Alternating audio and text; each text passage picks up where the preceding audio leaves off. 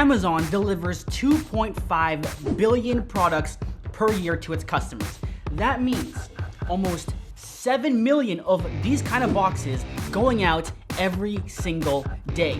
Now, the cool part about that most people don't know is that the majority of these products that get shipped out are from third-party sellers, not from Amazon. That means people like you, like me, like my students, Arya, Dana, Dusty, are sitting at home on their laptops profiting from this huge Amazon machine. Now, how are they doing it? Well, they're following the exact system that I'm gonna lay out for you step by step in this very video. I'm in the jungle. I'm in the Amazon. I'm in the jungle. I'm in the Amazon.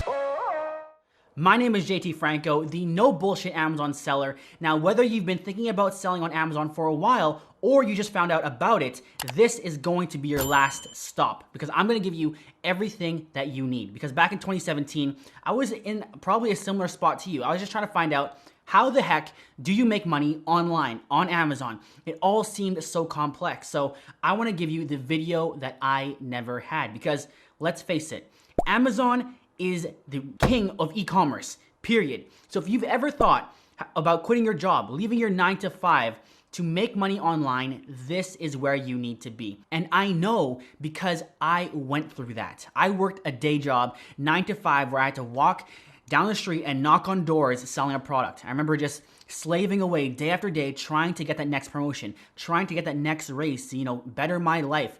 And I could never forget the day I was sitting in the conference room of the sales company. And the night before, I'd stayed up really late because my boss was teasing this promotion and I was staying up late to work with clients after hours to try and close some deals.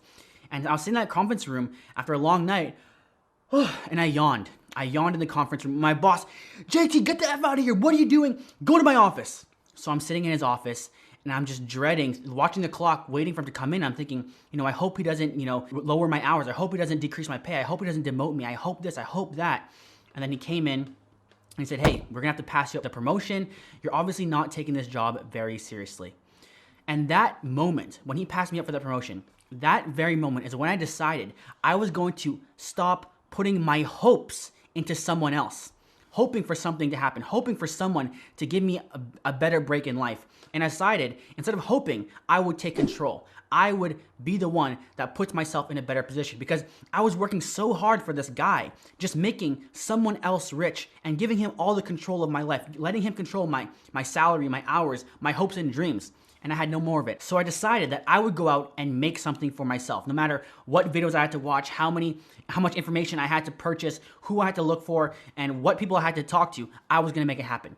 And I quit my job. I've been up all night thinking about this and I decided I'm gonna quit my job. And since that very moment, I've been able to do a lot of really cool things because I was never the type of person that was able to travel. I was never the type of person that would be walking on stages and getting awards. I was never the type of person that would be featured in articles by like Yahoo Finance. But most importantly, I was never the type of person that would have been able to help so many people achieve the same exact thing. In fact, I was the complete opposite. I was just a broke high school dropout with absolutely no future until I found Amazon FBA and I made that commitment to myself. So that is what I want to give you today. So if you're ready to get the roadmap of how this is done, how I've been able to do it, how I've been able to duplicate this success with a lot of other people that have gone through this, then get ready. Close your other tabs, stop looking at the recommended videos, focus and tune in because this video is going to be all you need if you actually are serious about starting a business on Amazon. Now, really quickly, before I tell you what you're about to learn, I did just get braces in my teeth, so I apologize in advance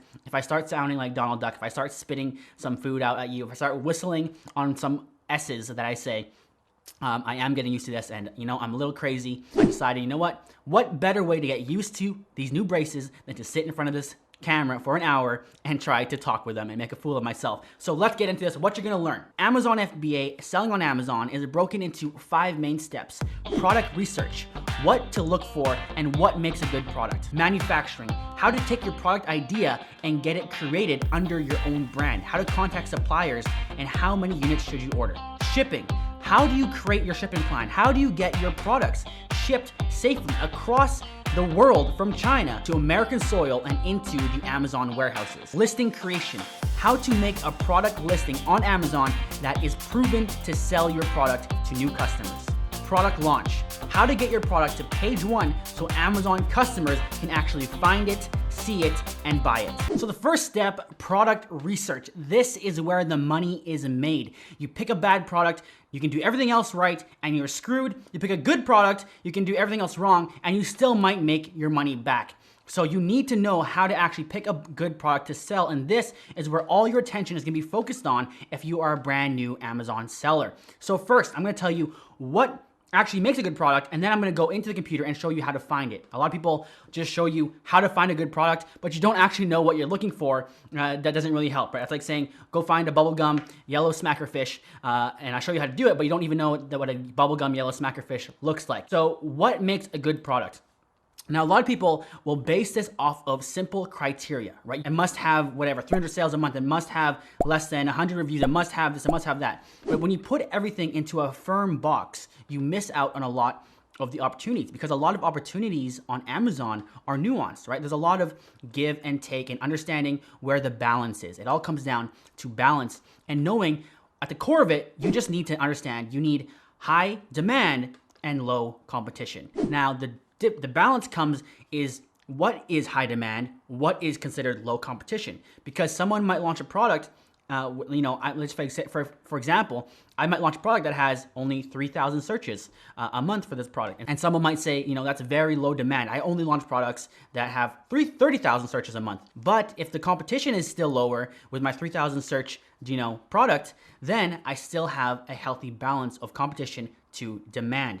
So there are 5 pillars that I like to teach to look at when you're judging if a product is good or not. So the first thing is the sales signs. So the sales signs of the product is literally looking at the sales and is that showing that people are buying this? Is this showing that this is something that has some sort of demand? There are products moving, right? The next thing that I'm gonna look at is the opportunity balance, which is kind of what I just described to you, is the balance of the opportunity of the market, okay? So high competition, low demand, but in what range are we playing with? Because I'll tell you, a product that sells 30,000 units a month versus a product that sells 3,000 units a month, it's gonna be a lot more expensive to launch the product that sells 30,000 a month.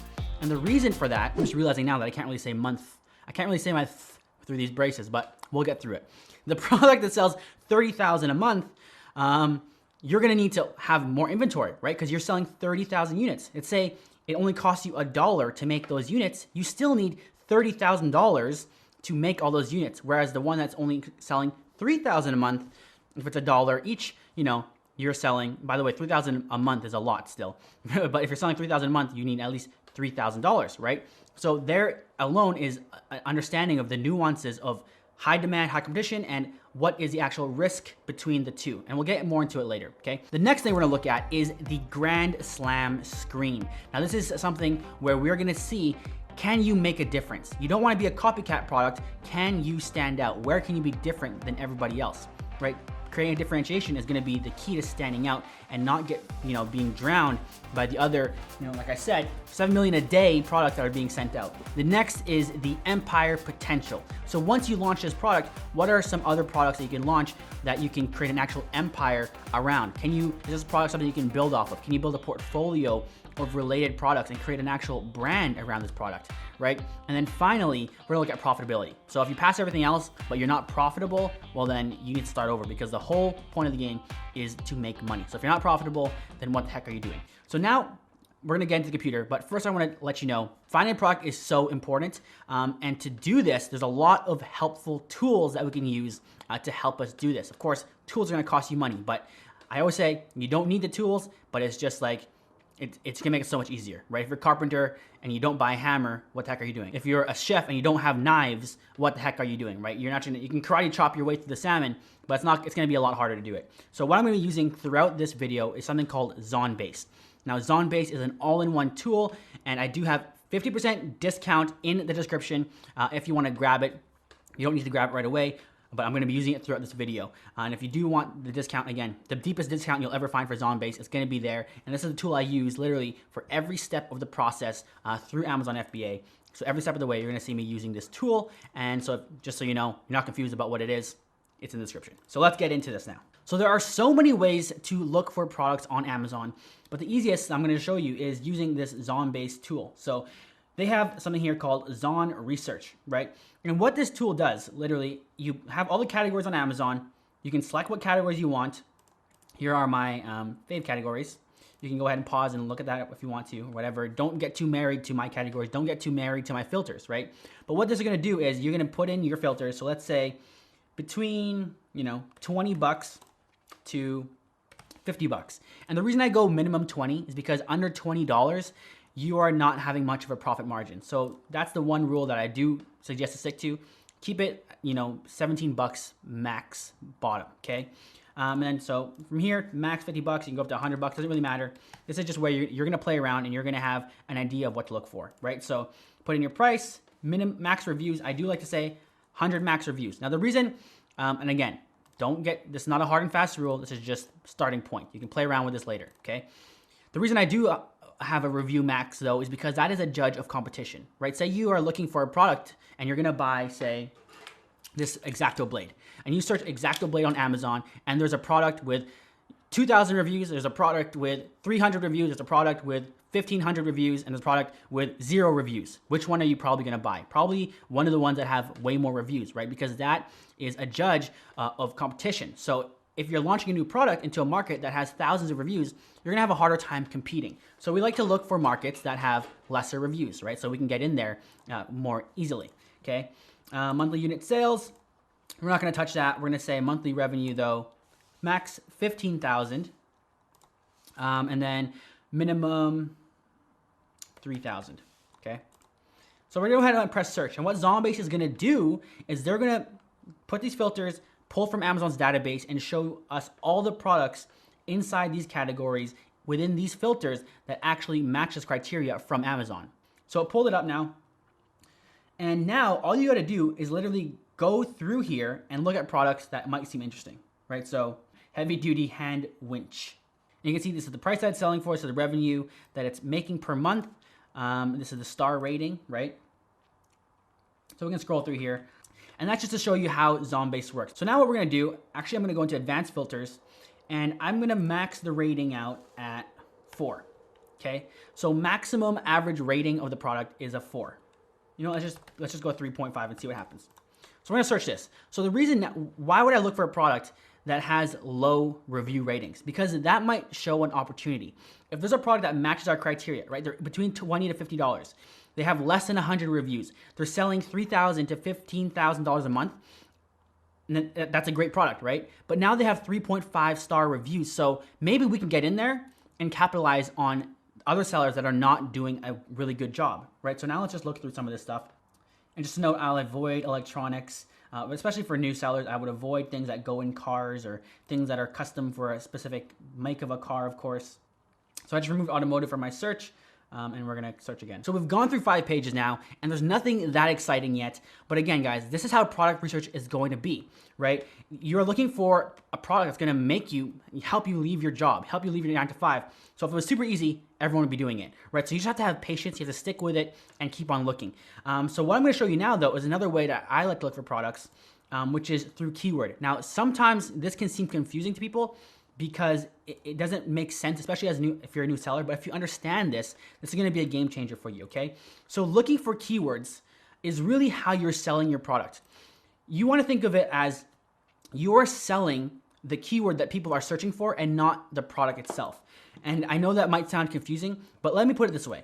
Say you are looking for, if you're under products, you might see a rubber ducky, okay? You see a rubber ducky, and then you look at Amazon and say, hey, is this a good product to sell? And under the search rubber ducky, it's not that great of a product. But under the keyword, baby bath toys, toys for kids, toys for bath time, it's actually showing up a lot. So it's driving a lot of sales to your rubber ducky, but it's not because people are looking for rubber ducky, it's because people are looking for baby bath toys or something else like that. So it's a great idea to look for what are people searching, and then when people are searching this thing, is the idea in their head being served on Amazon? Again, Amazon is an idea translator, okay? So I'm gonna stop and explain this to you because I think it's really important. And it's kind of beyond the scope of this video, but again, bear with me here because if you get this, if you're serious about this is gonna, it's gonna be great for you. So when you have an idea and you wanna buy something on Amazon, you are really just trying to translate your idea in your head and seeing if Amazon has a product that can match that idea. So here's a perfect example, Sissy Bar. So when you are searching Sissy Bar, you have an idea of what's gonna come up on Amazon, and this comes up. But if I was searching for this, I had no idea that was a name. I would just call it motorcycle passenger seat, motorcycle backrest, passenger motorcycle attachment or something, right? So those are all different keywords that people can be searching to find the same product. So if you can find a keyword that people are actually searching a lot of that isn't being served properly on Amazon, you have just created and found a great opportunity, right? You have a lot of people searching for something, but it's not coming up. So if I search motorcycle, if I can spell motorcycle, passenger seat, see, totally different thing comes up. So if people were actually trying to get a Sissy Bar, but they're searching motorcycle passenger seat, then you can, fulfill this need on Amazon for what people are already looking for, what people are searching for. So using the keyword search is another great way to find opportunities. I hope I didn't lose you guys on that one, but if you're still here and you don't really get it, that's okay. Just bear with me, okay? So we're gonna go through here and look for some keywords. So let's look for keywords that have a monthly search volume of 20,000, have average reviews of 100, have an average price of $20, or minimum price of $20, and let's see what we come up with. Climbing rope, right? So this is the sponsored one, so you can see sponsored, sponsored, sponsored, sponsored. So we're not looking at those ones. So now we're gonna go here. This one has 343 reviews. It's a lot, right? 70, 24, and then all of these ones have really low reviews, pretty high star rating, but pretty low reviews, and these things are rope that are selling for like $100. So now that we found a product of interest, what we're gonna do, we're gonna click the Zonbase dropdown. Now this Zonbase dropdown is gonna show us the stats for all the products on this page. So you can see the reviews are really low. So 71, 101, there's only that one guy, that outlier up here. The revenue is from 27,000, 10,000, average revenue is about $6,000 a month. Now, I will show you that this BSR seems like it's going up, so I don't know maybe it's a seasonal thing that these are trending up, or for some reason everyone is just getting into climbing at this time. So the next thing you want to do is, because climbing rope, like I said, is not the only keyword that people are going to be searching. By the way, at this moment, this looks like a decent thing to look into, right? It's a pretty nice price point, 29 to 45 to like $100 for some of these. But what we want to do is make sure that there's other opportunities in the other keywords that people are searching for. So when we go back to Zonbase, we're gonna go under sales optimization and we're gonna go to keywords. So now what we're gonna do, we're gonna put in the keywords here, climbing rope, and what Zonbase is gonna do is look at all the related keywords to this. So it doesn't seem like it's actually not really a seasonal thing. It's pretty steady on the Google Trends here. So what we would wanna do is look at the monthly searches for all of these, and we would actually then go in and look like rappelling rope. How similar are these? How are the markets for these products or these keywords? Because remember, when you launch a product, you're gonna be targeting all the keywords here, right? Not just climbing rope, you're gonna be targeting the best opportunity keywords. What are people looking for? And if you can show up on page one for climbing rope, maybe you don't show up on page one for climbing rope, right? That has 30,000 searches a month. But if you show up on page one for all these other ones that might seem lesser, but are a better opportunity, these searches will add up really quickly to maybe, 15, 20, 30,000 a month by just showing up on all of these, right? Safety ropes, climbing equipment. Again, climbing equipment. Like I said earlier, you're looking for climbing equipment. You're not specifically looking for climbing rope, but if you search climbing equipment and the rope comes up, you say, hey, that's great, I need a rope, but I didn't think of that first. And that's why understanding keywords and understanding how Amazon is serving what people are thinking in their head is really gonna get you farther ahead. So it seems like within the first few minutes, we found a decent product that we can at least investigate into. Again, it takes a lot to verify a product, but that's what we're gonna go through. So now we've judged kind of the opportunity balance. This product, it has a pretty decent upside. The highest search term is getting 30,000 searches a month. Again, this rope in itself, you might wanna go after that, but probably not, because you wanna be specific, you wanna be relevant. You want it to that when someone searches for something, your product is actually something they might buy. Someone searching for rope could be searching for any type of rope, but climbing rope makes it specific to your product.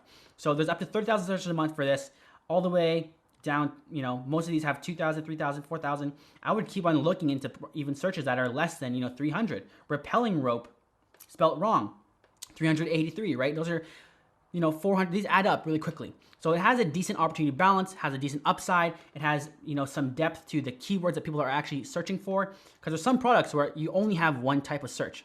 People aren't searching for, you know, there aren't other ways to say the same thing. Sometimes there's only one way to say one thing. So this has some depth to the market. So this seems like something we could keep on looking into. So now we're gonna look at the Grand Slam screen, right? What are ways we can make ourselves stand out? Now, obviously, just looking at this at face value here, it looks a little intimidating, right? There's different sizes of rope, different diameters, different, you know, length, different types of hooks at the end, different, who knows what. Like, we have to do a lot of research to find out what are people buying here, what is piquing people's interest, what are they actually after. And the way would do that first is by reading the reviews, right? So looking at the reviews and saying, hey, what do people like, what do people not like, which ropes are getting the most sales. So the first thing I would do here is pull this down and let's look at the average reviews. So the average reviews are pretty good, right? 4.7, 4.7, 4.8, 5, 4.8. So now the next gig really is to go in, start digging and seeing what are people saying about this. Boom, right off the first thing, we got a negative review. And negative reviews are great because that's gonna tell us, you know, what do people not like. If I can click into it. Not what I was expecting. Had to set Blake's hitch, and when I did, it worked okay for my 80-pound 10-year-old, but when I descended 15 feet out of the tree, it burnt right through the rope. Very disappointed. So I don't know what the heck a Blake's hitch is. So that's something, again, I would have to understand the market and understand the niche to know what the heck they're talking about.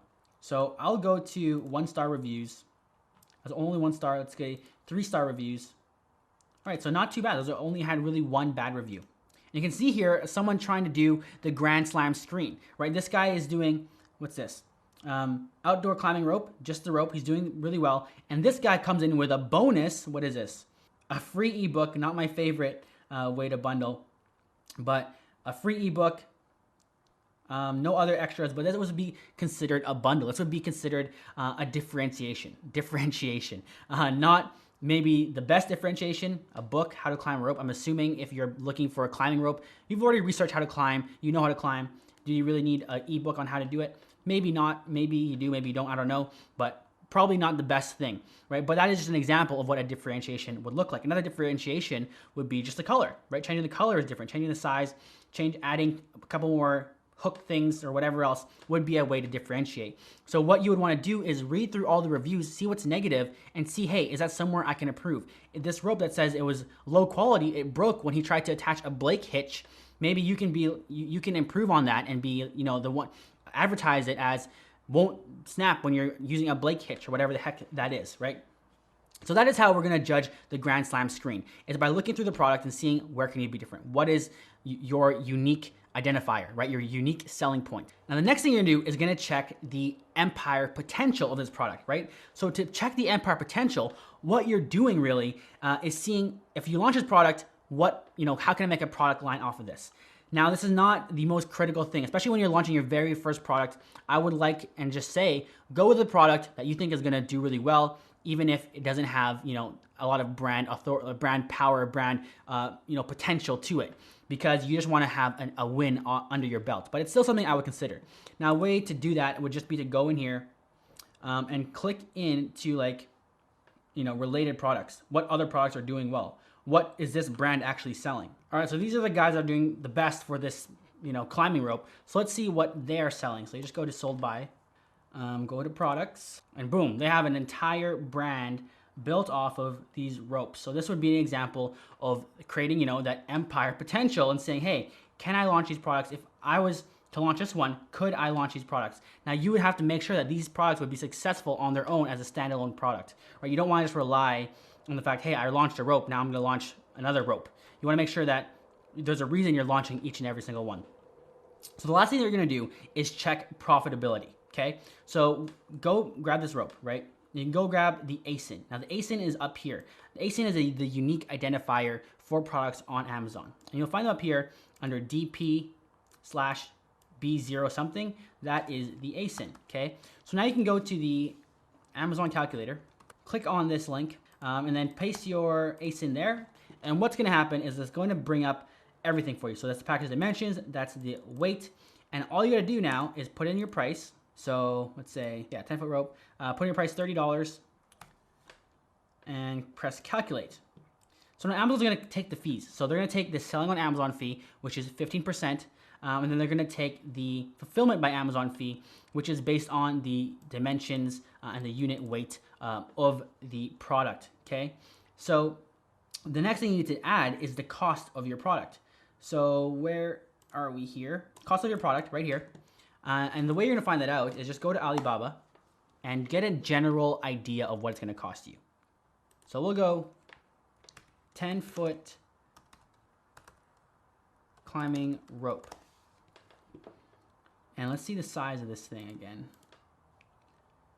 1.5 inch in diameter. So we're going to scroll through here. I'm going to see if we can get lucky and find one that looks exactly like the one on Amazon. Usually you can. And if not, that's fine. So, all right, I can't quite find one with the same exact thickness, so we're just going to have to just throw an estimate out here, which is the goal anyways, right? So let's say 1.6 to 2, 0 to 2. So let's estimate it on the high side per meter. Okay, so let's say $2 a meter, and it's a 10-foot rope. So it's a 10-foot rope. So that's, let's say 3 meters. So it's $6. So what you're gonna do, you're gonna go in here, and you're gonna cost is $6. Calculate.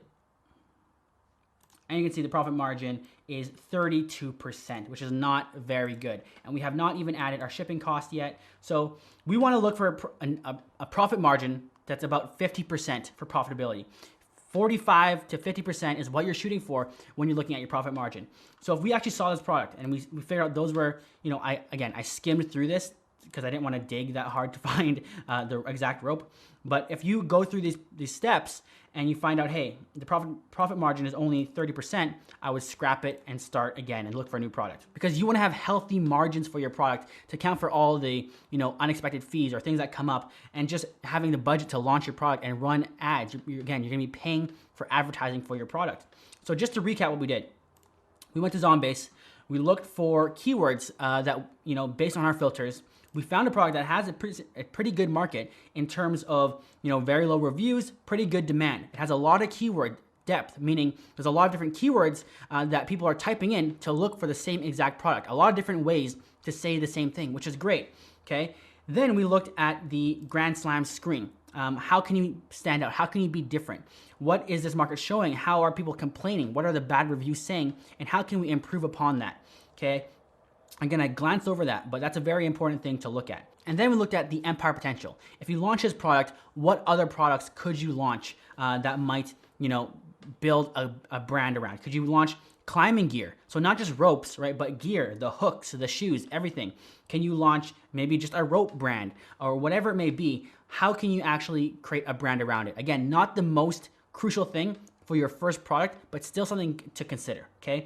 And then finally, profitability. Look at estimates, get a decent estimate based on Alibaba, and say, hey, could this be profitable for me to launch this product? If it is, then I'm gonna move forward into the next step, which is manufacturing. Now, before we get to the next section, I wanna show you something really cool by Zonbase, just really quickly, for those of you that don't know how to validate a product, because validating a product is the most important part, right? Like I said, if you get the product wrong, your whole thing could collapse. And everyone always asks me, JT, can you green light the product for me? Can you just show me what product to sell? Can you show me where the good products are?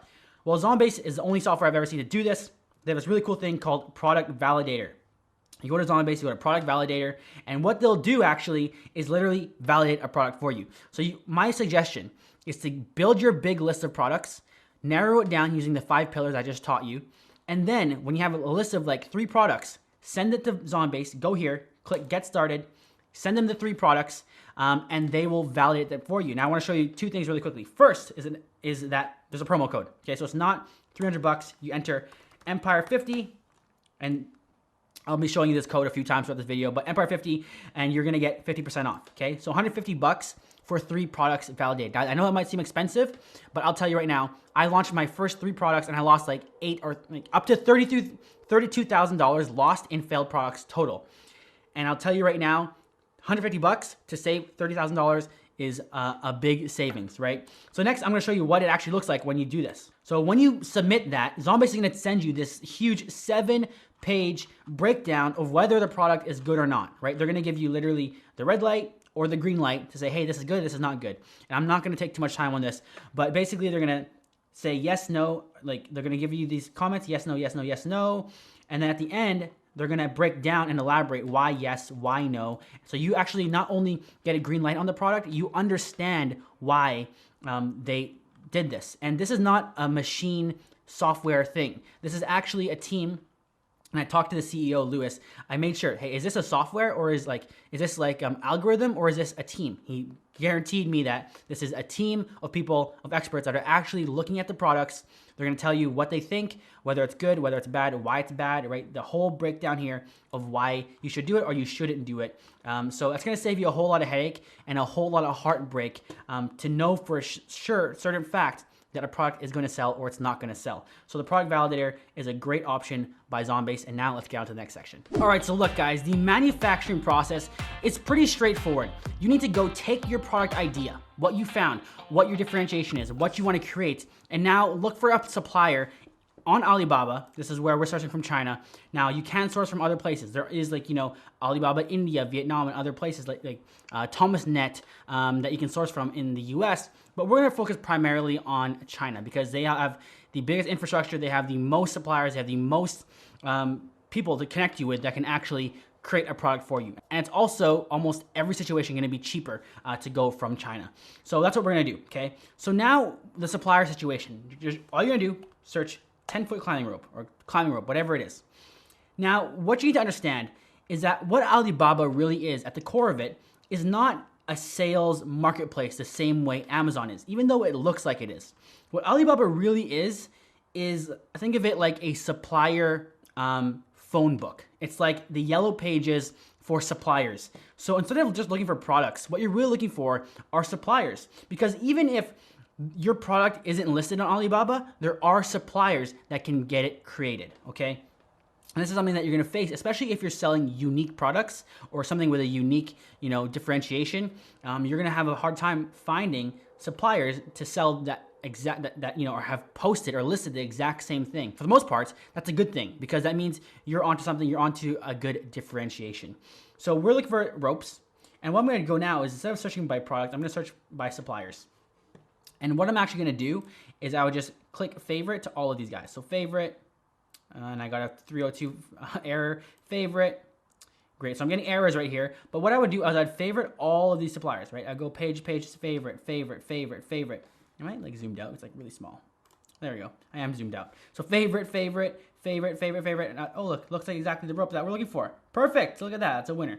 So favorite, and what's gonna happen now once you favorite that, is you're gonna go into your account. Okay, my Alibaba is being really glitchy, guys. But basically you go to my Alibaba, you go to my favorites. So what you're gonna do now is when you're in your favorites under suppliers tab, and then obviously you can see I use these, so every tab here is a different product that I'm looking for. So what you're gonna do now is go to the tab, right? Select all, and then you're gonna go ahead and click contact supplier. So I'm not gonna actually do that obviously, but you can see here that for this product, 73 suppliers, I select all and I message them all at once. So I'm not clicking contact supplier, send a message, contact supplier, send a message. That takes a million years, right? So you just go add them all your favorites and go select all, send a message. And the message usually is gonna be pretty straightforward. But what I like to do is create something called an RFQ, a request for quote. So I'll pull up one here. So basically an RFQ is something I make in Google Sheets. Now a request for quote is just a document that's requesting a quote for a supplier. Now the nice thing about this is it's a document, you can just send it out in the message, attach it as a doc, and you're basically done. So you have date, requested by, your name, email, your email, WhatsApp. So I like to add a WhatsApp because it's a lot easier to talk to suppliers on WhatsApp instead of talking to them on Alibaba. So I like to add a WhatsApp. General name of product. So this would be 10-foot climbing rope, right? Quantity requested. Now here you can put, I have here, it says 250 or MOQ. So I want only 250 to order units, right? But sometimes if you just put a really low order quantity, they won't look at it. So I put 250 or whatever the MOQ is. Usually the MOQ, by the way, MOQ stands for minimum order quantity. So suppliers will have a minimum they want you to order. Otherwise, it's not worth their time to produce the product for you, right? So that I'll put MOQ there. And then if we can get into the talks, we can negotiate it down. General description. So this is when you just describe what the product is, right? 1.5 diameter rope, 10 feet long for climbing, and whatever differentiation you want to put there. Or actually, differentiation would come under modifications. Modifications is when you put, more durable when you use a Blake hitch or whatever the hell you're doing, right? Put all the modifications you want in here. Color, product dimensions, requested material. So if you have a specific material you want to use, twine or yarn or whatever the heck you make your rope out of, something you actually obviously would want to research, right? Nylon or whatever. Packaging specifications. It's pretty simple, just what you want it in, a cardboard box or a poly bag. This means what you want your package, right? That's you're actually going to put your product in. This is what you want it to, what you're going to talk about this. So this would be a cardboard box with design printed on top, or it could be just a bag, right? It's just a rope. You can put it in a plastic bag with a sticker, with a barcode sticker, which we'll explain later. And then I'll put similar links. So I'll put links to the actual competitor that I'm trying to, model after. So I go to Amazon, put an Amazon link in here, and you make this document. It takes you literally a couple minutes to make this document. And what now you can do is when you're here under message all suppliers, right? Alibaba's not working. But when you're under contact supplier and you're messaging them all, you just say, hey, I'm looking for a product as specified in the attached document. And then you attach the document and you send it out to every single supplier. Boom, there you go, you're done. You messaged half of Alibaba basically, right? So now what you're gonna do is just wait for them. And now the way I vet suppliers is not very formulaic. It's not like I'm looking for a criteria of you must have this, you must have, some people will say must have Alibaba Gold Star, Gold Supplier, must have 5 years of Alibaba. I'll show you what I'm talking about here. And here, so you know what I'm talking about, must be a gold supplier, must have 2 years on Alibaba, must have all these things. I really don't care about that kind of stuff. All I care about is can you make the product and are you responsive? That's all it comes down to. And what is the pricing, right? So can you make the product? Yes. So there's all the suppliers that can actually make the product. Number 2, are they responsive? Are you messaging them and they're not getting back to you for 3 days? Well, if we're gonna create a long-term business, I don't wanna deal with that, so I'll knock you off. Now, of all the people that are left, which one is gonna give you the best price? Which one's gonna be easier to work with, right? That is really how I narrow down my suppliers. It's not that complex. Now, the next thing that I want to let you guys know is that sometimes it's easier, and a lot of people will tell you not to do this because, you want to save costs, you want to work directly with a factory. But sometimes it's way easier to work with a sourcing agent. And this is what I do all the time, especially when I'm making unique products. So a sourcing agent basically is kind of like a middleman. Either it's them themselves in China, they have a company in China, but what happens is you tell them, hey, I want this product made to this specification. I want this 10-foot rope. I need all these modifications done to it. Please connect me with a supplier that can make this at a good price. So the benefit of a sourcing agent is that they're gonna be full-time looking for manufacturers for you. They have the contacts already in China. They're probably fluent in Chinese, in Mandarin or Cantonese, whatever language they're speaking, or they have employees that are fluent in that language. So it's easier for them. It's easier for them to negotiate. It's easier for them to get a lower MOQ because if they are a sourcing agent and they have a relationship with a manufacturer, their relationship is with the agent. So they know if they work with this sourcing agent, they can bring them more clients because they are not just a single company, they are an agent that's bringing in other clients. So they can be more lenient on negotiating and getting you a better MOQ, a lower MOQ, because they know they have an opportunity to make a good relationship with this agent might bring them more clients from the agent. Whereas if it's just you, a single person or a single company trying to get a lower MOQ, what is really the benefit to them to give you that lower MOQ? Really not much. So a sourcing agent gives you a lot of leverage. A sourcing agent gives you a lot of benefits and a lot of power, and it gives you a lot more hands-off. It gives you more passive approach because I don't have to sit here and sort through. I'll show you my messages on Alibaba. It gets pretty crazier, right? Like I don't have to sit here and sort through every single one of these messages, and trust me, it keeps going and going, right? Because it gets hectic, like I said. So if you want to find a sourcing agent to do the work for you, typically they're not that expensive. And what I'll do is I'll go to Upwork. So Upwork, if you're not familiar, is basically a freelancer network. You can see here, China sourcing agent. I'm currently paying him. I just paid him $138 last week to help me find a product, right? And he's currently working for me, and it makes it a whole lot easier. So I sent him multiple RFQs, so requests for quotes, right? I said, go find me these products. Which ones can you get me? And what I'll do, quick tip, look, China sourcing agent to help find manufacturers for unique products. I create a job listing and I have a bunch of, 27 proposals, right? 27 people that are saying, hey, I want to be your sourcing agent. And I'll just give it to them on a job success basis. So I'll say, here are the products I want made. You get paid if you bring me the manufacturer that can create this product at this price point. So I have all these sourcing agents go out look for my product, and I only pay the ones that actually accomplish the job. And that's a great way to get products found, especially again, if you're making unique products, it's a great way to get products created really easily with no work done on my side. And I'm paying $18 an hour, which is really not that much at the end of the day, as opposed to me sitting and sifting through all the messages on Alibaba. So that's kind of how I go through my process of finding suppliers, finding manufacturers, and getting things made. Now, the next question that you're probably wondering is, okay, now that I have this product and I'm ready to order, how many units should I actually order?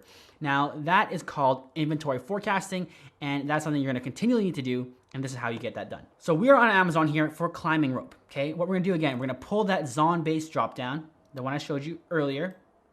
Again, if you don't have Zonbase, link is in the description for Zonbase if somehow you missed it the first time I mentioned it. So now what we can do, we can actually download the CSV for this, okay? I'm gonna create a blank sheet. I'm going to go File, Import, okay? Upload. And I'll drag this sheet in here.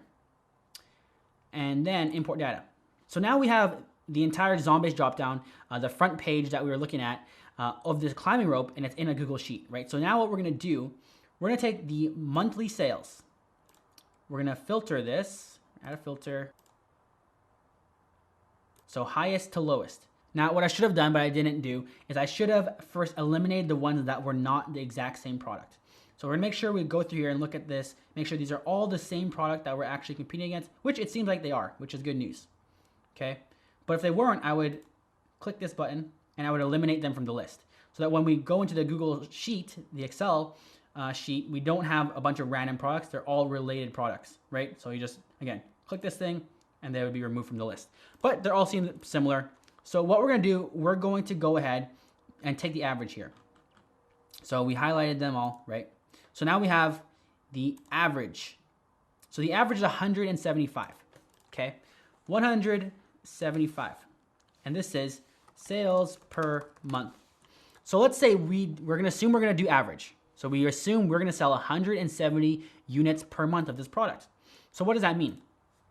That means that we need at least 175 units in stock for an entire month, okay, to sell.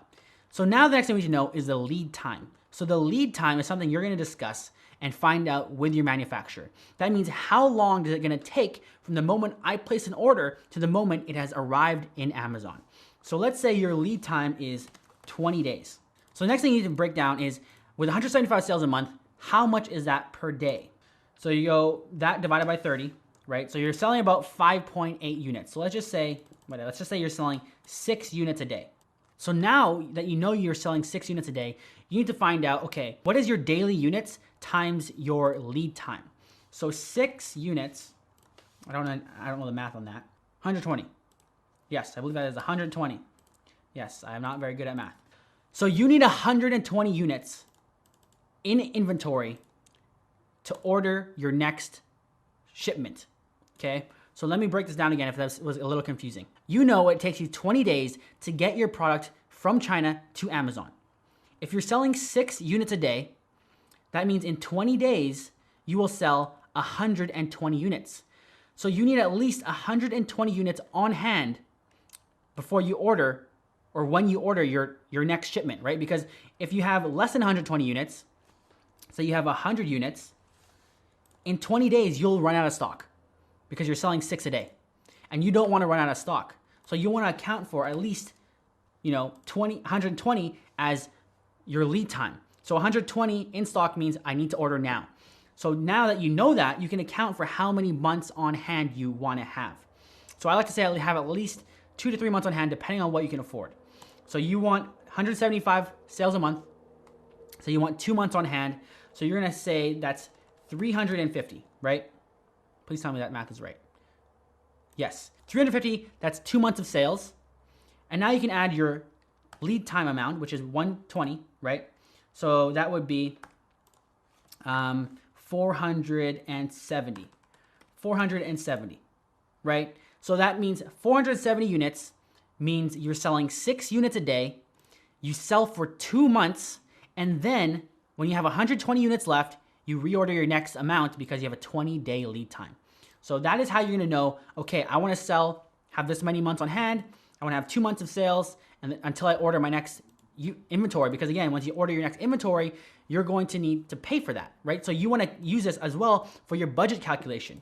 So if you say it's $5 a unit, there's no way I'm mathing that one in my head. So equals times 5, that's $2,300, right? So you need at least $2,300 to order your first order. And then of course, when you start making sales, Amazon doesn't pay you for at least 2 weeks. So you need to know this, that, hey, I have $2,300 to order my first order, but do I have enough money to order my second order, which I'm going to need to order in 2 months, right? So you need to know that your inventory forecasting is not just for your first order, but you need to keep in mind the budget for your upcoming order. So hopefully that makes sense. I mean, I tried to keep that as simple as I could. I know I stumbled on it a little bit, but how many units are you gonna sell a month? How many is that per day? What is your lead time? And that's how many units you need on hand before you order your next shipment. So now calculate how many months you want on hand before you need to order your next shipment, depending on your lead time, okay? And then does that work in with your budget? So that is all you need to know about the manufacturing process. You go to Alibaba. If you want to do it yourself, go add everybody as a favorite. Remember, Alibaba is a directory of manufacturers. It is not a marketplace. So if your product's not there, someone can make it, okay? Now go through Alibaba, add them all as favorite, create your RFQ, your request for quote on a Google Sheet, send them that document. It makes it a whole lot easier for you. Then go through your messaging, do it yourself, or you can go find a sourcing agent on Upwork to do all the work for you. And again, you can pay them on a job success basis. So have a bunch of sourcing agents go out, pay the ones that actually get you the results you want. And then use the Zonbase dropdown to export the front page to estimate how many sales you can get. And that's how you're gonna estimate how many units you can sell per month, so you can estimate your first order and then work that in with your budget. And that is how you manufacture a product. And now we're gonna get on to the next step of the process. Shipping. All right, congratulations, you made it this far. Most people have already gone on to a different video. They've already opened new tabs, they're already on Facebook and whatever else, looking at other crap, but you have stuck with me. So we are almost through this process. At this point, you found a product, you're getting it created, getting it manufactured, you found a supplier to do this for you.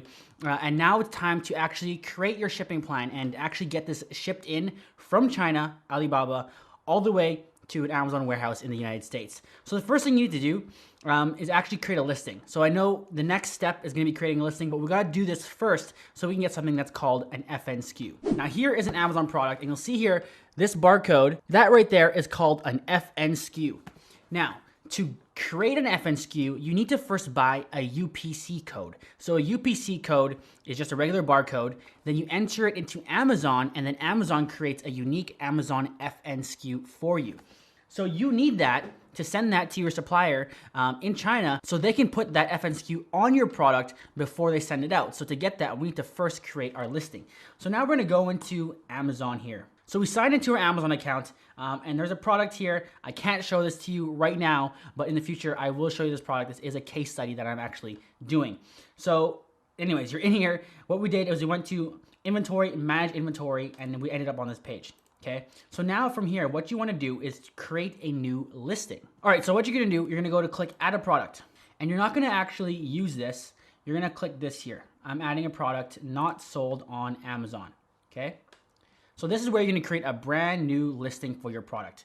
So what you can do now is just search the product. So climbing rope, outdoor recreation product, and a good idea to go to the product here and reference it, right? So if you go down, see it says number 4 in climbing rope, click on climbing rope, and it'll show you the progression here. So it actually is just rope here, but it's under climbing, so they call it climbing rope. So climbing, rope, cords and webbing, rope, rope. So this is the one, right? Not stools, not utility cord, but rope. So you can select the category. Make sure you select the right one because it is important. So now what we're gonna do is you're gonna need your UPC code. So this is where you get this is where you put the UPC code under product ID. So we're gonna select UPC, and don't worry, you did not miss anything. We did not get the UPC code yet. So what I like to go to is a place called Speedy Barcodes. So you can go to speedybarcodes.com. I'm not an affiliate for this or anything. I just use them. When you're here, what you gotta do, just buy your barcodes, right? So it's like, I'll buy 10 of them now, right now for 15 bucks. Click buy, right? Check out. All right, so I just placed my order. I bought 15 barcodes, right? Click here. We're gonna grab the first one here. And we're gonna go back into Amazon and put that in there. So there's your product ID to UPC code. Now there is people will tell you about getting a GS1 barcode and all those things. These are GS1 barcodes. They're just not GS1 barcodes that are assigned to your name. If you don't know what the heck I'm talking about, don't worry about it. Speedy Barcodes is the way to go. I've never had any issues with them, okay? So now what we're gonna do, we're gonna make, this is just the ghost of our listing. So we're not gonna try that hard to make this right now. We're just gonna put in, regular information. So climbing rope. This obviously, our title will look different once we actually launch the product. So manufacturer is yourself. So JT's Rope Factory, same here. And the part number, you can just make that up for yourself. Rope 10. So that's just for your own reference. Save and finish. Oh, no, can't save and finish. You gotta hit these little exclamation marks. So your price. So again, just put it whatever. We can change it all later, right? Condition, very important that your condition is brand new, and Amazon will ship. So this is where we are doing Amazon FBA, fulfillment by Amazon. You're letting them do it for you. So stick to Amazon will ship. Then we're gonna go to description. Key product features, this is your bullet points, right? So you're, when you go to an Amazon listing and you see this here, these bullet points, those are your key product features.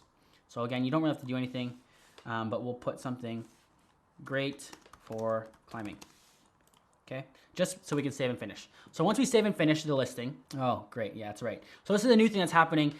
If you're creating a new brand on Amazon, you're gonna have to, it's gonna tell you you're gonna need to get brand registry, but you don't have to do that. You can just contact them, right? So you contact seller support by pressing this button and you tell them about error code 5665, okay? And then what's gonna happen is they're gonna need proof of your brand existing. So when you get your sample, I should mention this, that's a good thing this came up. When you get your sample, right? So brand name used when creating a listing, image of the product packaging shown branding on either. Images can show the product and packaging held in hand or placed on table. The branding must be permanently affixed. So whatever brand name you choose, when you get your sample from your supplier, which I don't think I even mentioned, that's just my bad. So good thing you kept on watching through this video. It's very important when you're going through the supplier process that you get a sample. Getting a sample is basically the only way you can really verify a supplier's quality to make sure they have great quality products. Now, I never skip getting a sample because I've done that in the past and it's always burned me. So it's very important that you get a sample. When you get that sample, ask for a branded sample. Just keep it simple even. So you can have a sample of like this water bottle, right? And you can tell, has it been here the whole time? I guess it has been. You can tell them, I'm sorry, I need to drink water. It's very hard for me to talk with this stuff in my mouth. But you can tell them, hey, I want my brand right here, like you can see here, so that when you get the sample, you take a picture of it, you can send it to Amazon and say, hey, this is my real brand. It has to be affixed to the product. As you can see here, people have made this mistake of it not being on the actual product. Branding must be permanently affixed, right? So it can't just be a simple sticker on the box. It has to be the product itself that has the branding. Okay, so make sure you have that, then you can solve this problem. But I'm gonna go ahead and put an actual brand name in so I can finish this listing for you guys. All right, so once the listing is created, you're just gonna press continue. It tells you it'll take up to 30 minutes to show up, but typically it'll show up in a couple minutes. And boom, there it is, incomplete, right? So now what we did really is just we created this listing so we could create an FNSKU for the product, right? So now we're gonna click on the little box here, come down here, and we're gonna go to print item labels. All right, so not showing up, so we're gonna wait a couple minutes and let this populate properly. So once that's done, you can click on this again and go print item labels. And now, you see your labels here, print item labels, and you're gonna download it, you can open up, and that right there, my friends, is your FNSKU, okay? So your FNSKU is now what you're going to go ahead and download and send to your supplier so they can put that on your packaging. So now that we've done that, that's all you really need to do. So now we can go back in here into the inventory and actually create your shipping plan. So creating your shipping plan. So at this point, what happened is you get your product manufactured, you send your supplier the FNSKU, they put it on the box. So now your product is all done, boxed up, ready to ship to Amazon. So now you need to tell your supplier which warehouse to ship it to, and you need to tell Amazon that, hey, there's a shipment coming in. And that is called a shipping plan. So you're gonna go back to send and replenish inventory, and let's go ahead and walk through this. So your ship from address is gonna be exactly where it's shipping from. So if you're shipping directly from the Chinese manufacturer directly to Amazon, then the ship from address will be the address in China. However, if you are using a freight forwarder and you are shipping first to the United States, and then from the United States, your freight forwarder is gonna store it in their warehouse and then ship to Amazon, then the ship from address would be the freight forwarder's warehousing address. So just figure that out first, what you want to do. And I guess at this point, we'll discuss really quickly shipping by air versus shipping by sea. So I always like to suggest that for your first order, especially if your MOQ is less than 1,000, right? You're ordering less than 1,000 units. I always suggest go by air first. And the reason for that is that when you go by air first, it's going to be quicker, right? So air shipping is quicker but more expensive. Sea shipping is cheaper but longer. Really, you're not saving much money on sea shipping unless you're in the thousands of units. So if you're placing your first order, you want to be in as quick as possible to prove your idea, right? So if you're going to order 500 units, you want to prove that your idea or your product is actually going to sell. Just get it in as quick as possible, even if you're going to, cut your profit margins or even like be break even for your first order. If you know that on the first order it's selling, then you can order a bigger unit or a bigger order for your second order from C. It'll be longer, you can plan for it, and then it'll be cheaper. I always suggest doing it that way just because it's a lot easier than ordering by C, your first order of 500 units, maybe saving a couple $100, but it takes an extra 30 to 60 days to arrive to Amazon. It's really not worth it at the end of the day. So I just say ship by air first, unless for whatever reason your first product is like super, super heavy and it just makes no sense to ship by air, you lose money shipping by air, then obviously don't do that. But if you're within a regular, size and weight that you can actually ship by air and still make money or just break even, I would definitely go there, especially for the first order when you're ordering a smaller amount of units, okay? So now, individual or case pack. We're always gonna be doing case packs. Individual means random items in a box, so like a phone, a blade, and whatever else, all in one box. That's mostly gonna be like fulfilled by merchant. For our case, we're always putting all of our things in the same products, the same rope in boxes, okay? So now we're gonna go ahead and press continue. So now what you need to do is know your dimensions of your box and how much it weighs, right? So I'm just gonna make something up here. So make sure you're actually getting this from the supplier before you create this so you know exactly what it is. This is units per case. So let's say we're ordering 500 units. We'll say it's 100 units per case. And there's 5 cases, right? So that's 500 units. Oh, right. So right now there is an inventory or a limit on how much you can send in. So if you're a brand new seller, you can only probably send in 200 units. So we're gonna put 2 cases here and that should work. I'm gonna have to redo this. Okay, so we're sending in 200 units. And again, by the time you watch this video, this inventory limit might not be in effect anymore. So just make the shipping plan and you'll find out.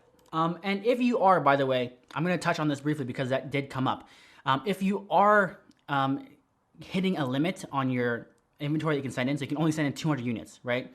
But your manufacturer says you must order, your MOQ is 500. So you have to order 500 units, but Amazon only lets you send in 200. What do you do? At this point, sorry, again, my mouth. At this point, you can use something called a 3PL service. So a third-party logistics service. Now this is something similar to what Amazon does. It's a warehousing service. So you can send in 500 units to a warehouse in the States and they can store it for you. And then from that warehouse, you send in 200 units to Amazon. And then as you sell, that warehouse you can send another 200 units, you can send another 200 units or another 100 units from the warehouse in Amazon. So instead of China to Amazon, because there's a limit, you can go 500 units to 3PL service and then 200 units from the 3PL service to Amazon. So you have 300 units left at the 3PL warehouse, you have 200 units in Amazon, and you match the 500 MOQ from your supplier. So that's what people are doing right now. Again, at this point, whenever you watch the video, there might no longer be a 200 unit limit, but if there is, then that's how we're solving that issue, okay? So now we're gonna go ahead and move along. So who preps merchant? So we are prepping this. And by prep, that basically means proper packaging on the box, FNSKU on the box, things like that, things that we are covering and knowing how to do so we don't have to pay Amazon to do it. So you're gonna click this button, choose category, no prep needed, choose, and then you're gonna go ahead and continue. Prep cost will be $0 because you're doing it yourself, right? At this point, they'll give you the chance to, again, print your FNSKU, but we already did that. So now we're gonna go ahead and continue. So now we're gonna review your shipment, right? So 1 SKU, 2 cases, 200 units total. And this is where they're giving you the address. So you're shipping to Stockton, California. So this is what you're gonna actually send to your supplier or whoever is sending, either your freight forwarder, your supplier, or the 3PL service that you use. They're gonna send it to this Amazon warehouse. So right here, you can actually name this, and I would name it. I would go something like, so rope 200 units, and then you go approve and continue. So here you go, shipment name, rope 200. This is your shipment ID, this is your SKU, cases, and you're shipping there. So let's go work on the shipment. So now what's gonna happen is you're gonna have to go through this, and by the way, now you have the actual address, right? So ship to SMF3, and this is the address, Stockton. That's gonna be one of the Amazon warehouses. And then when you send it into that warehouse, they're gonna distribute it to the other warehouses, right? So now we're gonna go ahead and select small parcel delivery. I'm shipping individual boxes. You're not gonna be doing less than truckload unless you're doing pallet shipping, which you're not gonna be doing probably for your first order, because that's like large amounts, right?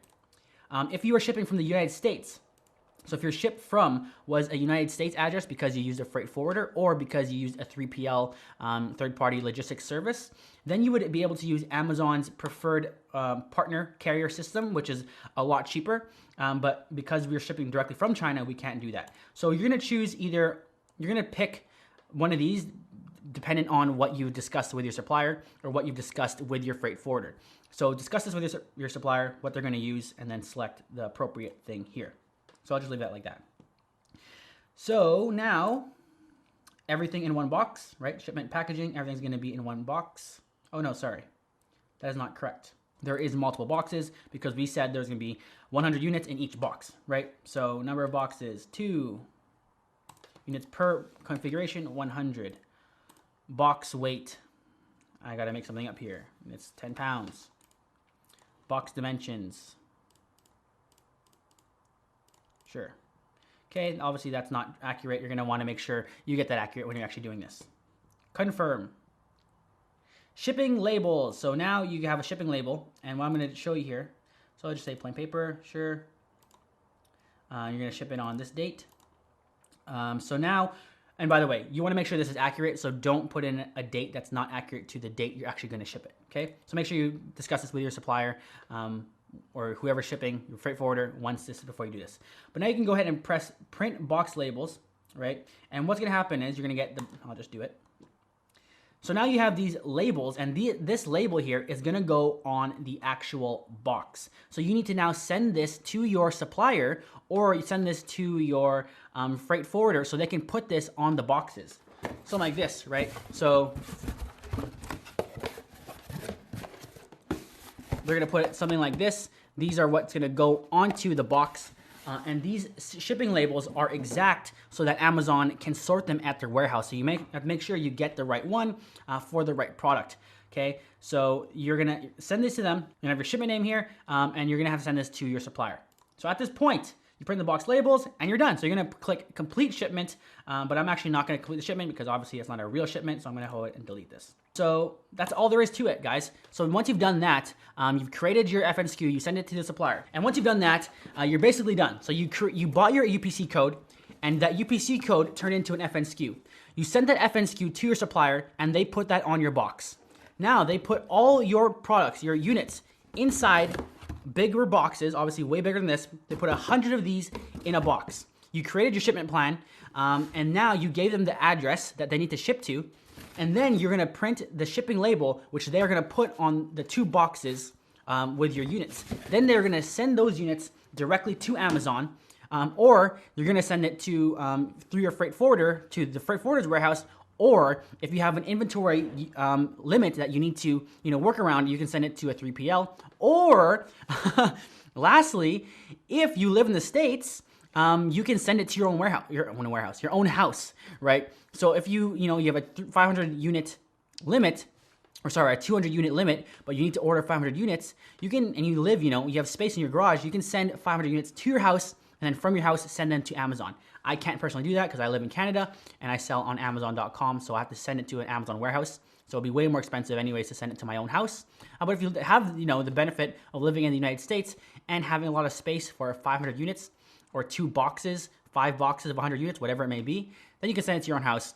Probably save a little bit of money doing that. So that is basically it for shipping. We figured out how to create your shipping plan. We figured out how to get your FSQ.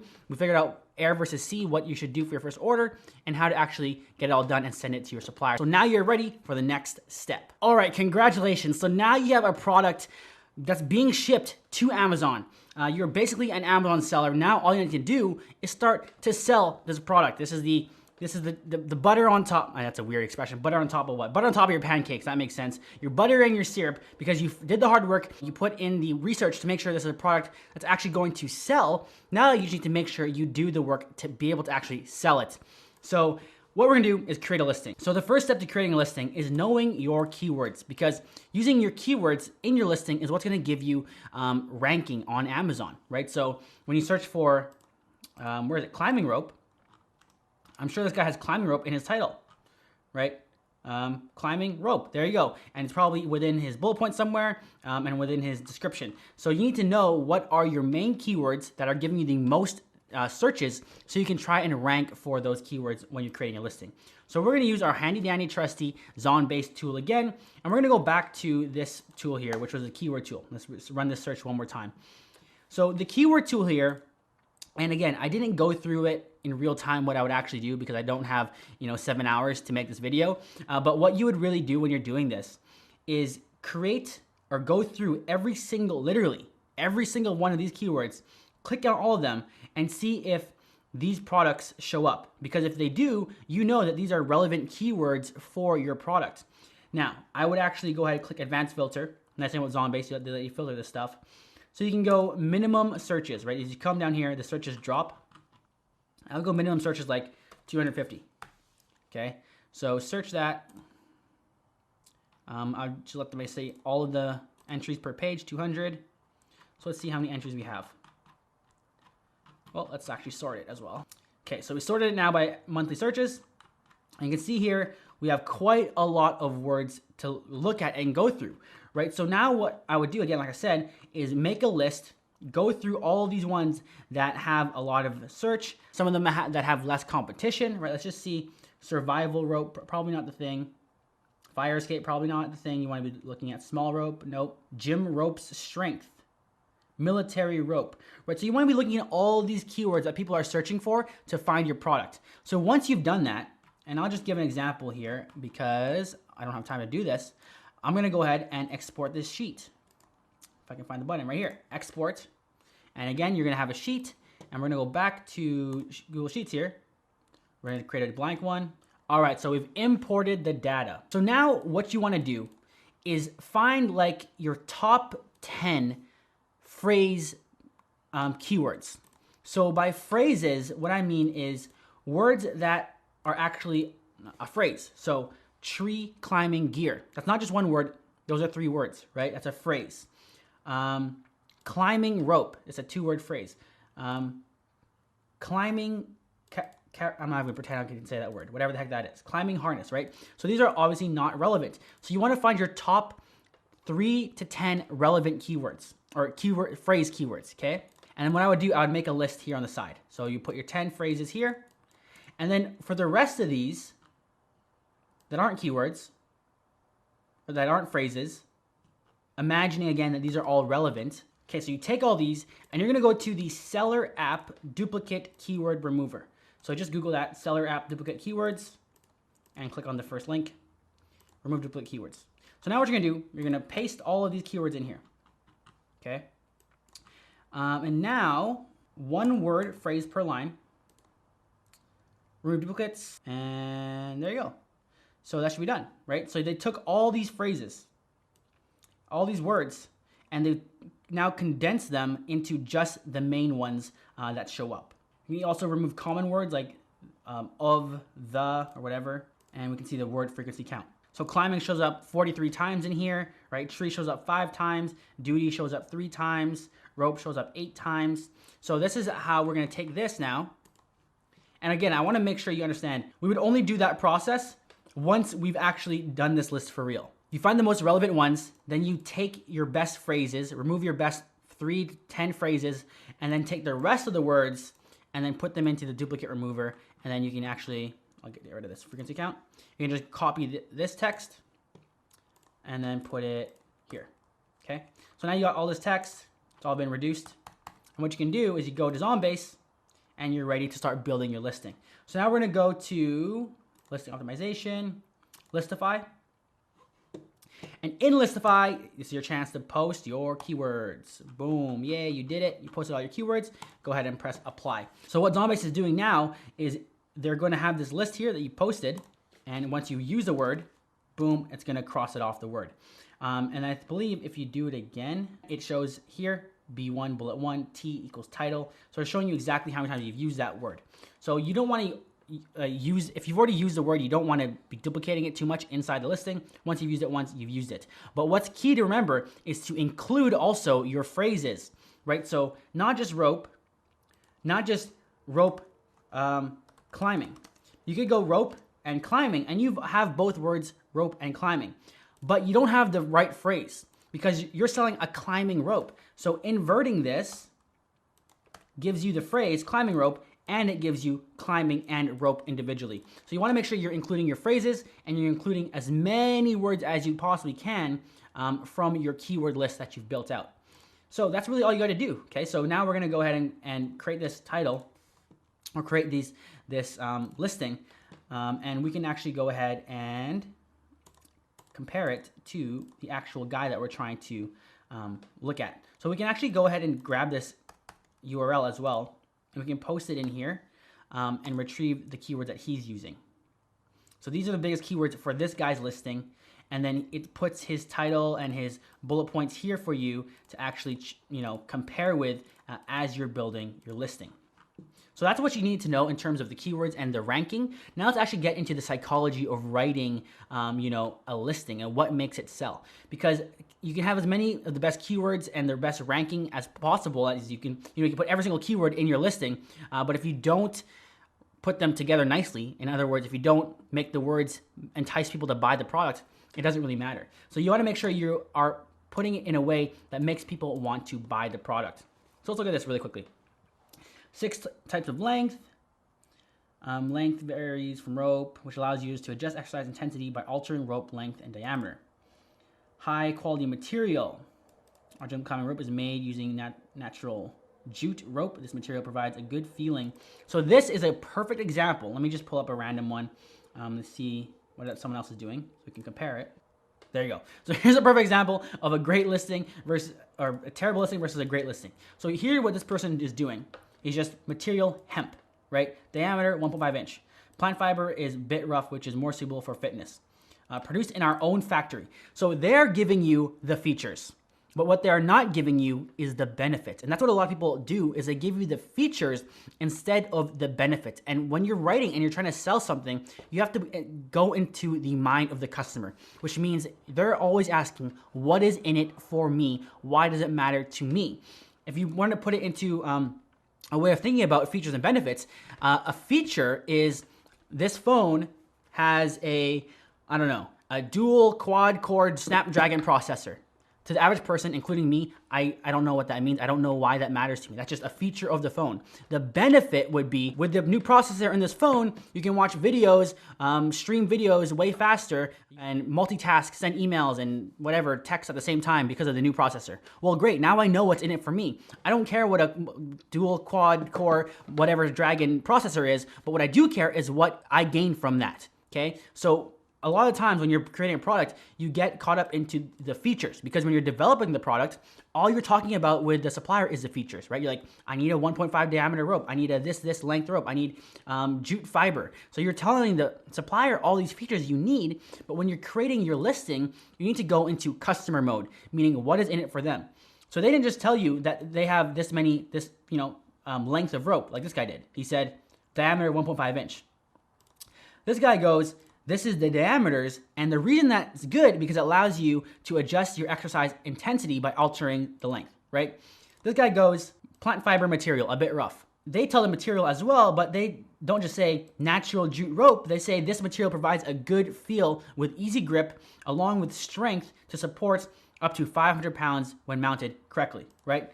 What else is this? Heat shrink end caps. One end of the rope is hand braided back into itself to form a loop that can be mounted and sturdy anchor point, unlike other ropes with metal clasps that require mounting brackets. So he's telling you why it matters, why the features will actually improve your life or will solve a pain point in your life. And that is what you need to focus on when you're creating the bullet points. Now remember, the listing, the bullet points in the description are all the customers have to understand what you're selling. You need to answer all the questions that they have in their head about your product. Because again, they're literally looking for your product. That's why they clicked on it.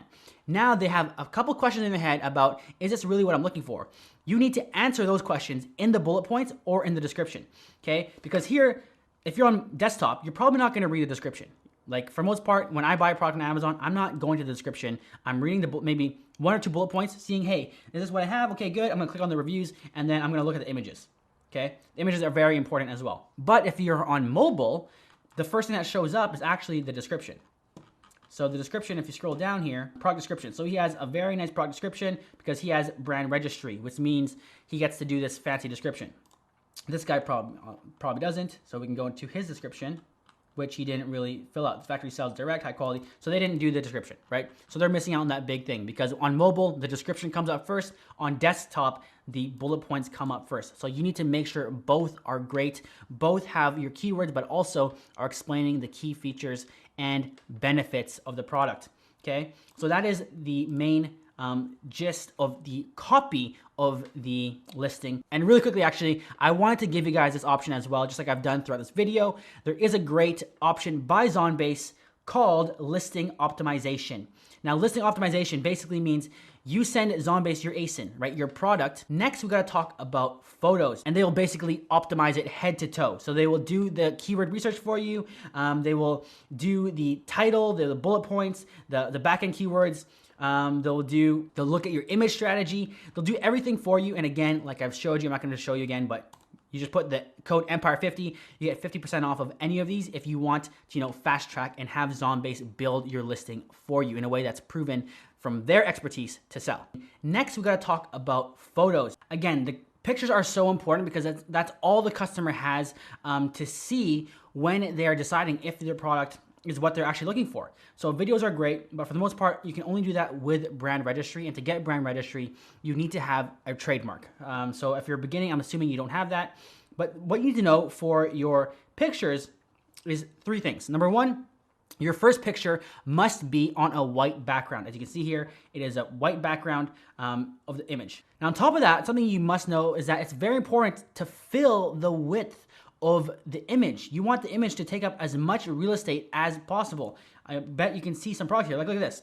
He has all this white space and he's showing his product like this, right? What this guy did really smart is not just, tying it up, the rope like this, but tying it up in this way to fill up a lot of horizontal and vertical space for the image. The next thing you need to know is that after the first white image, you can have backgrounds on your image.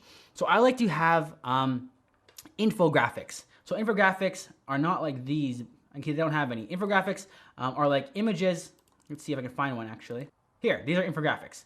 Images with a little bit of text that explain things about the product, right? Feel safe at all times. I don't know about that. Most reliable. I would not put most reliable or best. That can get you in trouble on Amazon. Having a claim like that, it could get you in trouble. Here, best for rock climbing, fire rescue, what you can use the product for, right? What else? Yeah, something like this, us versus other brands. We have this, they have that, right? So infographics are great.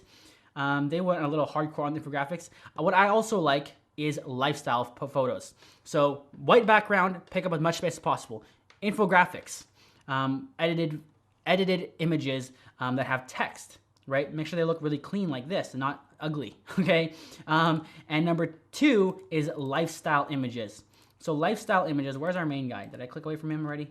Lifestyle images are just simple pictures of people using the product in the intended use, in the intended place, and speaking to your target demographic. Obviously, these are speaking to people that have a gym, have a home gym, have a gym of their own, are gym owners, or people that are athletic. So they have it in a gym setting, right? So let people envision themselves using the product. Let people, feel what it would look like to use this product based on an image of other people using it. Okay, so lifestyle photos are very important because they let your product be seen in the way it's supposed to be used, which is very helpful for the customer when deciding, hey, is this the right thing for me? I'm trying to, is this really the type of rope I need for my gym? He just has it measured. I don't know if this is for, gyms or for boats.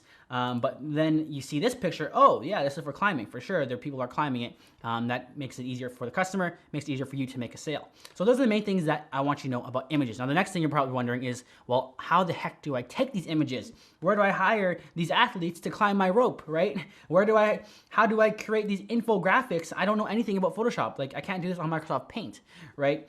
So the first way to do it is do it yourself. So take your phone, take a picture, and then you upload it. The crappy part about that, it probably won't turn out that nice, right? So the next thing is you can have someone on Fiverr do it. So I'll let you know, I did photos myself at the beginning. I didn't use my phone. I did use a camera, fancy camera that I'm talking to right now. And it turned out okay. I'm not a great photo editor, so I wasn't able to really edit out the background really nicely, or I wasn't able to do the lighting and the coloring properly. So the next thing you can do is go to Fiverr or Upwork to get this done. Now, these are great solutions, but I feel like it's for the cheaper guys on Fiverr and Upwork. They're kind of crappy, not that greatest job, but really crappy Photoshop. And by the way, don't, when you do lifestyle photos, if you're gonna Photoshop it, make sure it looks clean, because nothing worse than having a really awkward Photoshop look. It just makes it look cheap and tacky. So either get someone in real life to use the product. If it's just a product, like a kitchen product, put it in your own kitchen, put it in your fridge, whatever it is. Try to get as realistic as possible. And then back to the Upwork and Fiverr thing. Sorry, I'm bouncing around here. But on Fiverr, the cheaper it looks crappy, the better ones are really, really expensive. So that's kind of tough. The next thing you can do is hire a local photographer to do a photo shoot for you. And that can be, depending on where you live or who you know, that could be the best option for you. Hire someone who's that professional that can take 5 to 7 photos for you, edit them really quickly, and send them over to you. You can get that probably done for $100, anywhere up to $800, right? And then finally, I'm gonna give you probably the best option for everybody in the middle ground. And this is Zonbase's thing called Photo Enhancer. And I've really never seen any other software that does this, which makes Zonbase really unique in this way. Because there's other places that will charge you, like they're Amazon photo people, and they're gonna charge you $800, period, to do your listing images. What Zonbase does is a cool mix of in the middle. You take the pictures yourself. So you take the pictures, use your phone, click, click, click, got the pictures done. You send them to Zonbase, and then Zonbase does the work for you. So you have this map, right? And you send them this picture, and they will give you the lifestyle photos. They'll give you the photo of it in use, right, on the wall. They'll give you a photo of it on a table. So just from this picture, they created all these images, right? You send a picture of this wheel, and they create all these images, right? So there's a picture of the people, a picture of the wheel. They put the Photoshop them together. They send them back to you. This is just a picture of the screen. And that's another thing I didn't know, is that when you have pictures that have glare like this, like a screen, I had product that was plastic and had a lot of light glare, it's almost impossible. It is impossible actually to get a clean picture. So what you need is 3D rendering, and that is very expensive, right? So you need to find someone who can do 3D rendering, and actually Zonbase will do that all for you, right? So 3D rendering, they'll do your images, they'll do everything for you. So I think it's the best middle ground. You take the pictures yourself, you send them to Zonbase. Zonbase gives you the infographics, they give you the lifestyle photos, and it's great for everybody. Okay, they'll even cut the picture out of the background, put it on a white background for you, and it all costs $397 for 5 photos. But again, link in the description, or use the code right here. It's hard to see this though, so look closely. Have a promo code, little question mark. Click that. You go Empire 50, redeem, and you get 50% off. So if you use the code Empire50 anywhere on Zonbase, you will get 50% off. So that'd be for one photo, that'd be $100. For 5 photos, that'd be $200. For this one, it'd be whatever half of that is. Okay, so 50% off on all, not just on this listing photo enhancer, but all Zonbase things is 50% off with the code Empire50. Okay, so if you want great photos done halfway in the middle, and again, super cheap, right? $200, $190 to get all your photos done, and you're ready to go. So that is all you need to know about creating a listing that is built to sell, using the keywords, finding the keywords, putting them in the listing, making sure you have actual sales-driven copy that's showing the features and the benefits, not just the features, and then having great images as well. So now you're ready for the last part of this process. Congratulations, you're ready to launch your product. All right, guys, you did it. We're here. We're at the home stretch. Your product is ready to go. It's now at Amazon, and now you just need to get it out there. You need people to see the product. So what we're gonna do now is set up our first automatic PPC campaign. And PPC stands for pay per click, which means you're paying Amazon to generate, to put your product out there in front of people as a sponsored ad, and you pay when someone clicks on it. So what you're gonna do, you're gonna click on, actually you're gonna go right to advertising. So go to advertising, in Seller Central, click on Campaign Manager. In Campaign Manager, you're gonna click Create Campaign. So once you click on Create Campaign, you're gonna be brought to this page. So from here, you're gonna click Sponsored Products. You're not doing a sponsored brand, you're not doing sponsored display, you're doing sponsored products. So click continue, and here you go. Here's your campaign name. You can name it whatever you want. Maybe you call it Rope Auto 1, okay? No portfolio, because it's your first campaign, you're not gonna have a portfolio set up. So your start date, you're gonna put start date as the day that you're starting, which is whatever day you want, the day you're making it, the day after, whatever you want. End date, I just leave it open, because I'll just usually just end it. If the ad's not performing, I'll come in, I'll end it whenever I want to. I don't wanna set a solid end date, unless this is some kind of seasonal campaign for Prime Day, for maybe Christmas, that I'm just gonna set an end date for. Typically I won't though. So next is your daily budget. So your daily budget is 100% up to you, up to what you want to spend, how much you can afford to spend, and what makes sense for you. But remember, the goal is automatic campaign is to start generating and getting data, right? Start getting and seeing impressions, start seeing cost per click. So you want to get as much data as possible for your product. So to do that, it's good to come out aggressively, was what I suggest. So typically, you'll see most campaigns with budgets over $30 run throughout the day. So I'll just put my daily budget at $50, okay? And we are, again, doing automatic targeting, which means Amazon is going to target the keywords and everything for you, whereas with manual targeting, you get to choose which keywords you want to do, and it's a lot more in-depth, but that's not what we're doing right now, okay?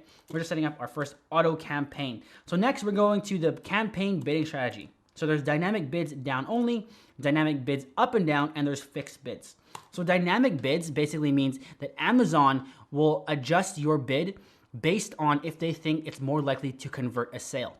The problem with that is that they're going to adjust bids up and down to create a conversion, but they don't have enough data yet for your product to really accurately do that. So they're not going to do a very good job at that. And if they're adjusting bids, they're not going to give you a great fixed set to generate your data, which is what you're trying to do, right? Because if they're moving up and down, you don't really know, and it's not going to be evenly bidding for your product. So you want to put fixed bids for now, okay?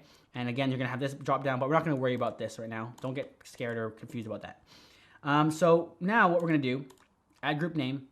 This is just for a group of your ads. So we can go again, Rope ad group 1, whatever. Rope group ad auto 1. It's up to you for organizing your own stuff. So you can call it however you want, okay?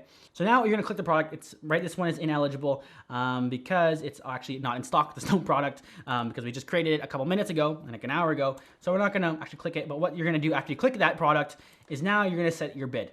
So your default bid, right? This is not how much you're gonna bid per click. So if I say my bid is $1, that doesn't mean I'm gonna pay $1 every time someone clicks. That means you're gonna pay up to $1, which means if someone is bidding 99 cents, you might pay $1, but it's your cap, okay? So don't think that $1 bid means you're gonna pay $1 every single time. So how much can you expect to bid for your product is gonna depend completely on your product, your market, how competitive it is, right? So I just like to start the bid at, let's say, $3.33, okay? Now, here's the thing. Once you do this, you're just going to have to launch the campaign and see the result and then adjust from there. The risk of bidding too low is that now it won't run. No one's gonna see your product because everyone's outbidding you on the keywords, right? So if everyone's outbidding you, they're always gonna win. So your product will never get shown, and your budget that we set up here of $50 a day will never get spent. On the flip side, if you make your bid $11 and you're outbidding everybody, your $50 a day will be spent in like a couple minutes, right? Or a couple hours. So you wanna have a bid that's gonna last throughout the day, that actually is gonna get you data, get you impressions, get you clicks without spending the bank. And obviously it's all gonna depend on your market, but that is for you to find out. So I like to put it somewhere like $3, right? If you did any research, quick little tip, I like to end it at like weird numbers. So I won't put 330 or 335 because everyone likes to do that. So end it at a weird number, just so that maybe you outbid somebody by 3 cents, right? If someone put 330, I outbid them by 3 cents every day. That makes all the difference.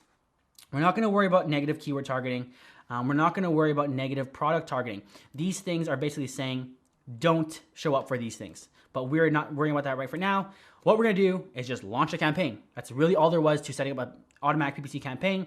You set your target, you set your daily budget, you set your targeting, you set your default bid, you launch the campaign. And then you'll see on your start date, all the data that runs in, right? So I can't actually do this because my products are ineligible. But what's gonna happen is you're gonna start seeing impressions, you're gonna start seeing clicks, you're gonna start seeing cost per click, you start gonna see conversion for all the keywords that Amazon is automatically targeting. And then from there, you can get that data and create more targeted manual phrase and broad search campaigns for your product. But once you do this, you are launched. And again here, guys, for those of you that think PPC is a little too hard, a little too intimidating to run ads, to go through PPC and adjust your bids and do all these things I just showed you when you get into manual campaigns and how to rank and what does all this stuff mean, Zonbase, again, does offer an awesome service. And all these Zonbase services, by the way, that I've been showing you throughout this video are very unique to Zonbase. There's not very many or any that I know of that do a product validator, that do a photo enhancer, or that do a page one like this. So page one basically is Zonbase's PPC launch for you. Now there's a lot of other launch services out there for Amazon, but what they do mostly is do giveaways. Now giveaways don't really work as well as they used to anymore, and the best way to launch a product on Amazon now is doing PPC like I just showed you. Now the hard part is if you don't know what you're doing, it can be scary. It's not impossible to learn, but it is something where it's like some people will just pass it off. Even for me personally, I don't run my own Facebook ads. I pass that off because advertising, I pass that on, okay? So page one is a unique launch. So what they're gonna do basically is they will do the keyword research, they'll do the strategy for you, they'll make sure you have the organic rank, they'll do the PPC keywords, everything for you. And again, just like all the rest of the stuff, if you wanna launch your product, Empire 50% off. Or if you don't want to just launch, but you want to actually automate your entire PPC process, not just the launch, you can do PPC Autopilot, and they will literally just manage your PPC, not just for launching, but for ongoing, okay? And now this is a monthly plan, but what you pay a month is what, at least what you're gonna save or what you're gonna earn by them having run actual good ads, right? Because again, PPC is cost of doing business. If you have great PPC running, you're making way more money. If you have terrible PPC running, you're losing money, you're spending money on ads, and you're not converting, especially when you can save 50%. By the way, our Empire 50 code is the best discount you're gonna get on Zonbase anywhere. So when you can save that amount and pay $250 a month to have expert ads run for you all the time, it's definitely something to consider if you're serious about this business. So a few more things I want to talk about before we move on from this launching section is that when you launch, you want to also, of course, start getting reviews because getting reviews is what's going to start building your product in that market so people have some social proof to see your product. So the first and easiest way to build reviews is actually to go and sign up for the new reviewer program. So if you go to advertising in Seller Central, you click on the early reviewer program right here, and you just get started and you pick your product. And what that's gonna happen is you're gonna pay, I think, $60 or $50, and you're gonna get up to 5 reviews for your product. Now it's a great way to get reviews quick. Now one thing I do wanna mention is that they'll give you 5 reviews. They're not promising they're gonna be good reviews. So if you're gonna do this, make sure you have a good product, okay? Because you can pay for this, Amazon will give you your reviews, and then basically they could all be crap if your product isn't actually good. So that's the quickest and easiest way to get reviews quick. And then basically from there, you are 100% completely launched and you are now selling products on Amazon and making money. Congratulations, you got through this whole thing. You stuck with it with me as you bared with me with my braces as I tried to give this information to you guys. Hopefully you took some value from this. Now, of course, this is just the skeleton of what Amazon FBA is. This is just the outline so you could get an understanding of following the steps, kind of seeing how it's done. But, of course, there's a lot more depth to this. There's a lot more involved. And if you want to find out a little bit more, what you can do, you can join my mastermind. It's not $900, it's not $2,000, it's not $5,000, it's only $7, okay? So it's for $7, probably the cost of a Starbucks coffee or a roll of toilet paper, a 12-pack of toilet paper. You can join my mastermind and get some more meat and the more flesh in the bones or the skin on top of the skeleton to actually find out the more in-depth steps of this from step by step of each step that I covered, really digging and diving deeper. This, again, was to give you the basic structure. And for those of you that follow this, you could literally follow this blueprint, maybe look at a few other videos on my YouTube channel, and you could go launch a successful Amazon business. Truthfully, this was more in-depth than a lot of other $500 Amazon courses you're gonna see on the market today. So I hope you were taking notes. And again, like the video, save the video. But again, if you want to take the next step, there's a couple options for you, and I'll put them all in the description or in the comments below. Right, first is my $7 mastermind. That's gonna be where I'm giving you content monthly. Next is my free masterclass. That's another in-depth video that goes into my 3 secrets of how I was able to build my business.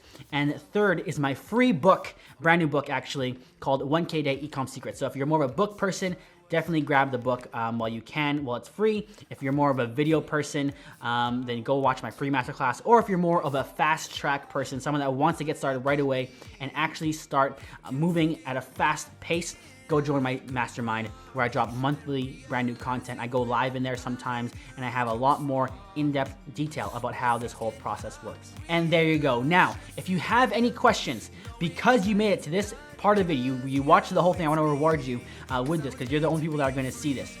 Go to the comment section and start your comment with Amazon FBA, and then ask your question and I will answer that for you 100%.